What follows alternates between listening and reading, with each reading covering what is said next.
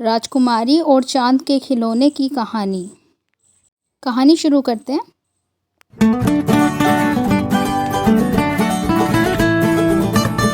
किसी राज्य में एक राजा राज किया करता था। उसकी एक छोटी सी बेटी थी जो कि बहुत ही प्यारी और मासूम थी। वह हर रात अपने कमरे की खिड़की खोलकर आसमान से निकले चांद को ताकती रहती थी। एक दिन उसने राजा यानी अपने पिता से कहा, पिताजी मुझे चांद का खिलौना चाहिए, मुझे चांद लाकर दो, मुझे उसके साथ खेलना है।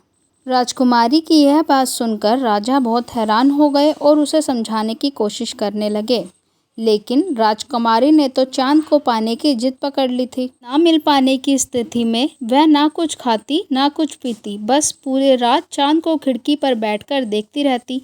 इसी कारण धीरे धीरे राजकुमारी की तबीयत बिगड़ने लगी और वो काफ़ी बीमार हो गई। राजकुमारी की यह हालत राजा से ना देखी गई और उसने अपने मंत्रियों और दरबारियों को राजकुमारी के लिए चांद लेने का आदेश दिया।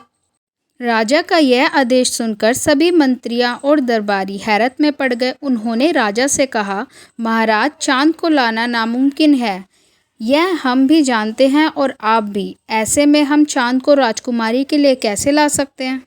राजा ने अपने राज्य में ऐलान करा दिया कि राजकुमारी के लिए जो भी चांद लेकर आएगा उसे खूब सारा धन और इनाम दिया जाएगा। जब इस बात के बारे में एक व्यापारी को पता चला तो उसने राजा का दुख देख ना पाया, वह फौरन राजा से मिलने आ पहुंचा। व्यापारी ने कहा, महाराज, मैं राजकुमारी को चांद लाकर दे सकता हूं, लेकिन उससे पहले मुझे जानना होगा कि राजकुमारी को कितना बड़ा चांद चाहिए। व्यापारी ने राजकुमारी से पूछा कि चांद कितना बड़ा है। राजकुमारी ने कहा, चांद मेरे अंगूठे के नखून के आकार का है, क्योंकि जब भी मैं चांद के सामने अपना अंगूठा रखती हूँ वह मुझे दिखाई नहीं देता। फिर व्यापारी ने पूछा कि चांद कितना ऊंचा है, तो राजकुमारी ने कहा, शायद पेड़ से थोड़ा ऊंचा है, क्योंकि जब वह हमेशा महल के बाहर लगे पेड़ के ऊपर देखती है तो उसे चांद हमेशा ऊपर ही नज़र आता है। अंत में व्यापारी ने पूछा, अच्छा राजकुमारी, चांद दिखता कैसा है? इस पर राजकुमारी जवाब देती है कि चांद चमकीला है और चांदी की तरह सफ़ेद दिखाई देता है।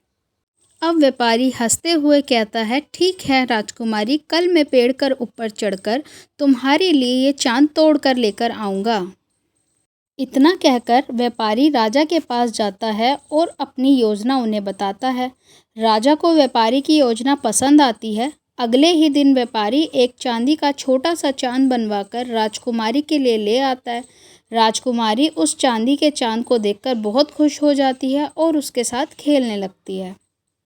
राजकुमारी को खुश देखकर राजा भी बहुत प्रसन्न होते हैं, मगर अब इस बात की चिंता होती है कि रात को जब राजकुमारी आसमान में चांद को देखेगी तो उसे समझ में आ जाएगा कि वह चांद नहीं है। इस बात को राजा व्यापारी के सामने रखते हैं। राजा की बात सुनकर व्यापारी कहता है कि मैं आपकी इस परेशानी को भी हल कर देता हूँ।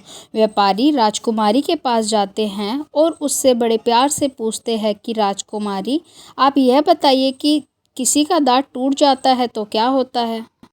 तभी राजकुमारी बड़ी ही मासूमियत से जवाब देती है कि नया दांत निकल जाता है। तब हंसकर व्यापारी पूछता है, अच्छा ये बताइए कि क्या आपको पता है जब कोई चांद तोड़ कर ले आता है तो क्या होता है? राजकुमारी कहती है, वहाँ दूसरा चांद उग जाता है। व्यापारी कमरे की खिड़कियाँ खोल देता है और कहता है कि आज फिर हम एक नए चांद को उगता देखते हैं।